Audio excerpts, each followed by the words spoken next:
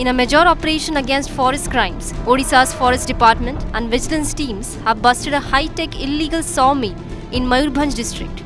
The raid took place in Rangamatia village under the Koptipada forest range, leading to the seizure of over Rs 23 lakh worth of timber and protected wildlife artifacts.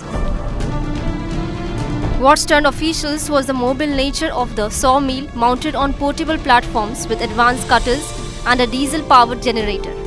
The setup allowed rapid logging deep inside forest areas, evading detection and ensuring uninterrupted operations. Alongside the sal and thick wood, several deer antlers were found at the accused residence, pointing to possible wildlife poaching. Officials say this bust may reveal a larger network of ecological crimes operating in northern Odisha.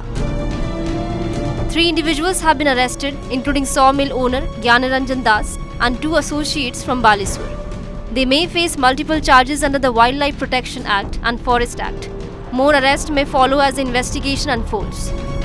The raid is a part of a wider crackdown around the ecologically sensitive Similipad Tiger Reserve, where illegal timber trade and poaching have risen sharply. Koptipada, a vital buffer zone, is now under heightened surveillance.